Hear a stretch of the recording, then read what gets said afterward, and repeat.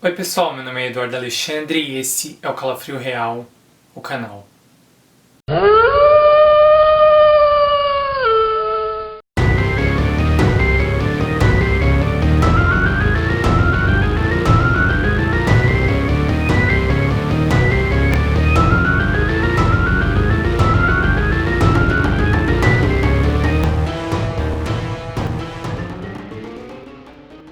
Hoje eu trago para vocês um caso muito conhecido, um caso nacional, os mistérios do edifício Joelma, um edifício de São Paulo que ardeu em chamas e marcou a história do Brasil com uma tragédia assim cercada de mistérios.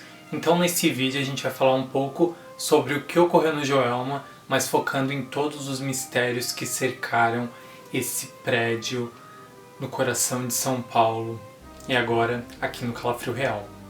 Convido todos vocês a se inscreverem aqui no canal, deixem um comentário também para ajudar aqui na divulgação e difusão do nosso conteúdo. Tudo feito, então bora pro vídeo. O edifício Joelma, localizado bem no centro de São Paulo, ele foi inaugurado no ano de 1972. Porém, só 2 anos depois de o edifício ter ali sido inaugurado, uma tragédia marcou para sempre a história desse edifício, que hoje em dia tem até outro nome, que eu vou revelar para vocês mais no final do vídeo. Então o edifício Joelma, no dia 1º de fevereiro de 1974, passou por uma das maiores tragédias de arranha-céus do mundo, constatada como a segunda maior tragédia de arranha-céu por número de mortos. Ficou atrás somente do World Trade Center no dia 11 de setembro. Então, sim, é um caso que marcou a história assim, do Brasil em tragédias. Muito difícil, muito triste, mas que a gente vai contar hoje, porque ele é cercado de mistérios também. Então a gente vai fazer esse histórico todo e falar sobre o que ocorreu no dia 1º de fevereiro de 1974. Então nesse dia, no 12º andar do edifício Joelma, um sistema de ar-condicionado entrou em curto-circuito, uma coisa que até é meio comum de acontecer, fez com que todo o edifício ardesse em chamas. E o mais complicado é que na época os sistemas de segurança para esses tipos de fatalidades eles não eram seguros, nada lá era seguro, nada era planejado para um incêndio. Não tinham escadas para incêndio, não tinham materiais contra incêndio, eles não tinham nada, era preparado. Todos os equipamentos que se usava lá, todo tipo de material que era parte da construção do prédio, eles eram altamente inflamáveis, o que fez com que ali cada vez o fogo se alastrasse mais. Então essa fatalidade que ocorreu no Joelma, ela é tida também para muitos como uma maldição que já afetava aquele local onde ele foi construído. Pra gente entender um pouquinho, eu vou fazer assim uma linha cronológica do que se passava ali naquele local em que o Joelma foi construído.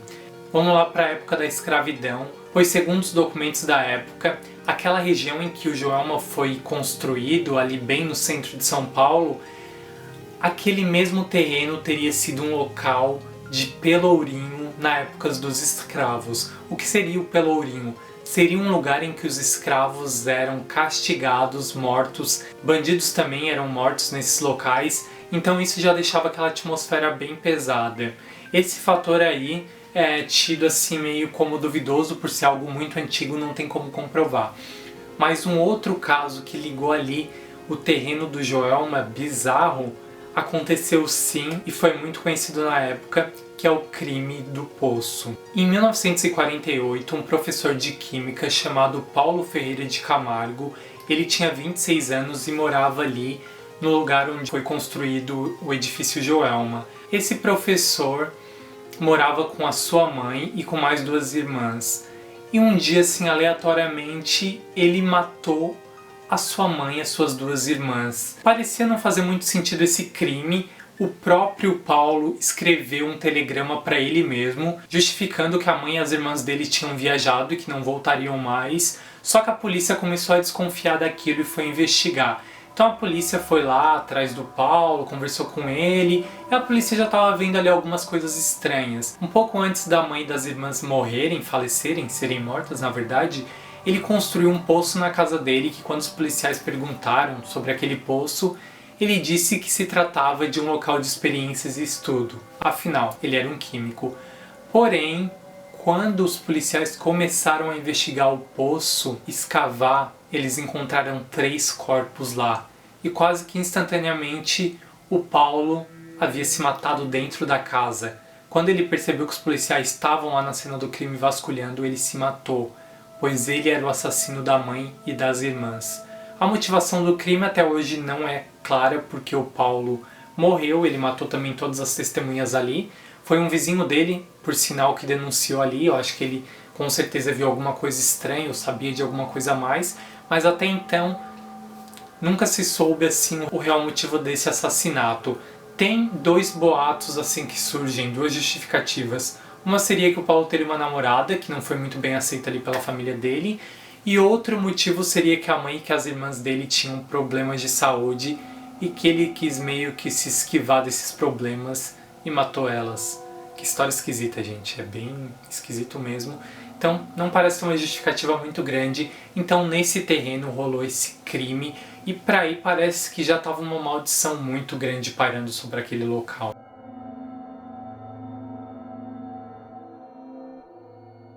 Então, no dia 1º de fevereiro de 1964, o edifício Joelma, após aquele problema lá no sistema de ar-condicionado, ele queimou por mais de 4 horas seguidas. E nessas mais de 4 horas, um total de 189 pessoas perderam a vida.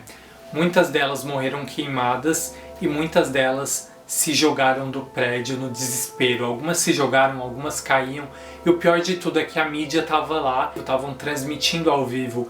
E muitas pessoas se jogavam e morriam em frente às câmeras. Tem fotos de jornais da tragédia, assim, uma coisa muito triste o que aconteceu no Joelma. E mais de 300 pessoas ficaram feridas, vítimas dessas queimaduras graves. Então, enquanto o Joelma queimava, as pessoas tentavam de qualquer jeito se salvar assim. A maioria das pessoas começou a subir até o terraço do prédio, porém ele não tinha um heliponto, o que deixava a situação muito agravada, porque não tinha como o helicóptero pousar lá, porque estava muito quente, gente. Chegou a fazer 700 graus dentro do edifício Joelma.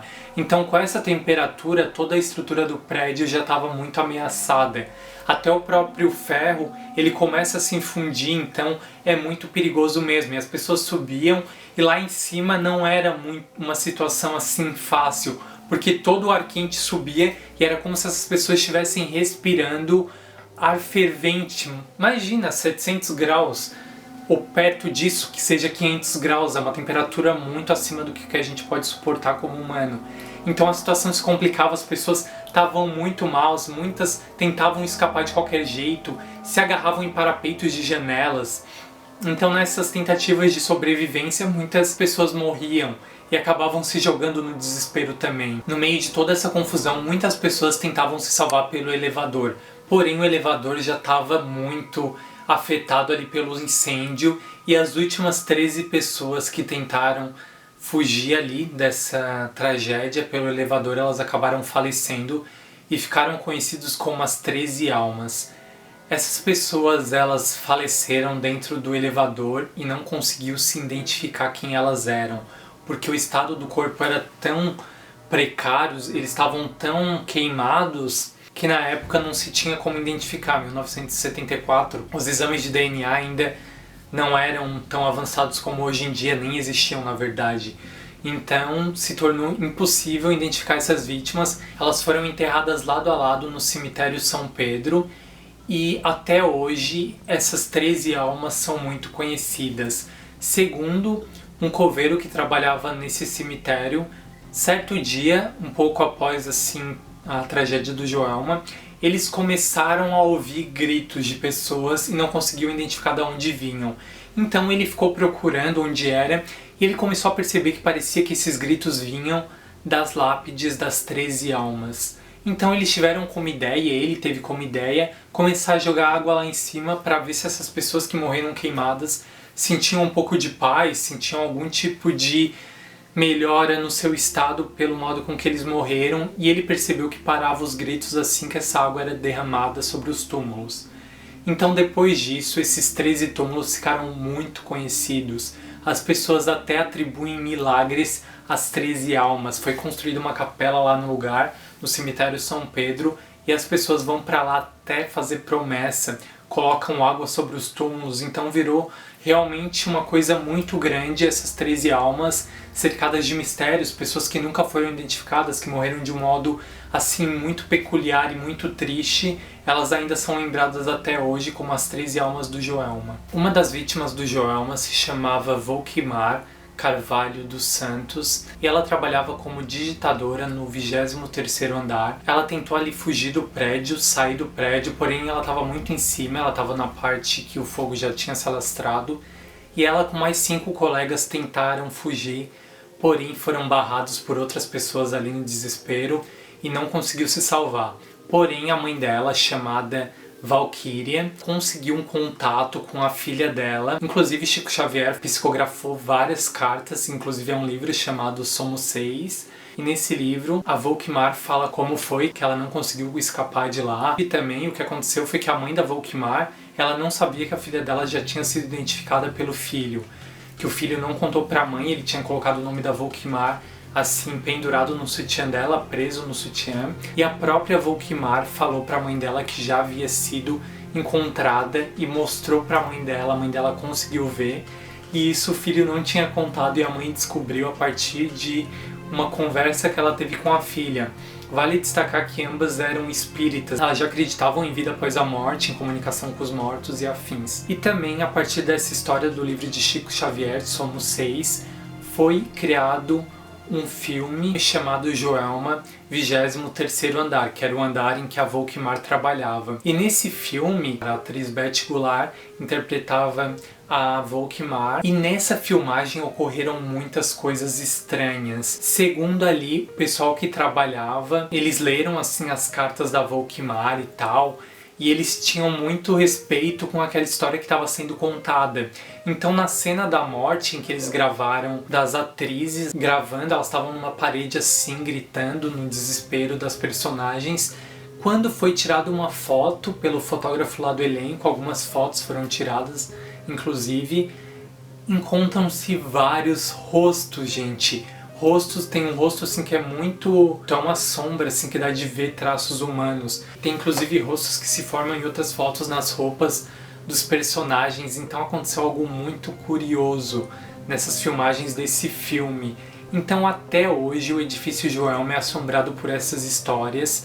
Muitas pessoas que trabalhavam lá viram coisas estranhas, pessoas que trabalham lá. Inclusive José Serra, ele antes de ser prefeito de São Paulo, ele alugou uma sala lá no ano de 2004, porém antes de ir pro edifício Praça da Bandeira, que é o novo nome inclusive, ele chamou uma monja para fazer lá um tipo de purificação do local. E essa monja budista, ela disse que ela viu muita coisa lá, que aquele local era assim carregado, que tinha muita energia, ela viu uma mulher, viu outras figuras lá.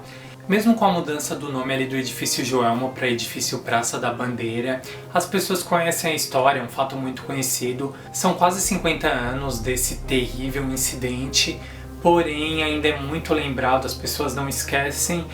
E as salas ali do Praça da Bandeira até hoje não são facilmente locadas, ainda tem muitos problemas, tem uma boa localização, é um lugar ótimo, bem no centro de São Paulo, porém ainda as pessoas lembram do fato e ainda conhecem essas histórias. Muitos acreditam que fantasmas e energias muito pesadas continuam lá no edifício Praça da Bandeira. Trabalhadores lá, como pessoas que trabalhavam nas garagens, viram várias coisas estranhas, faróis de carros que começavam a acender sozinho à noite.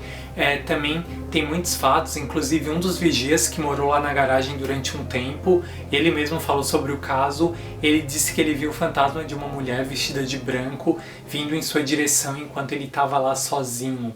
Então muitas são as histórias hoje em dia ainda que cercam o edifício, muitas pessoas contam coisas e muitos mistérios ainda envolvem. Então voltando lá para a teoria do Chico Xavier, as histórias que ele contou na época, o Chico Xavier chegou a revelar que as pessoas que morreram no edifício Joelma eram pessoas que haviam lutado nas cruzadas, eram pessoas que haviam morrido nas cruzadas, e também alguns deles eram piratas que foram afogados no mar e morreram depois posteriormente também na tragédia do Joelma, e tudo isso fazia uma parte de um ciclo deles, dessa trajetória de purificação da alma dessas pessoas. Muitas histórias, né, pessoal? Então comenta aqui o que vocês acharam, se vocês conheciam as histórias do Joelma, se vocês sabem mais alguma história do Joelma, se vocês querem mais histórias relacionadas com as 13 almas do Joelma, querem vídeos mais focados no caso das 13 almas, que tem muitas histórias que envolvem essas 13 almas misteriosas. Espero que vocês tenham gostado, que essas pessoas estejam em paz, que elas tenham alcançado a paz depois de tanto tempo dessa tragédia e que tudo fique bem, né, pessoal? Um beijão pra todo mundo, até mais e calafrio!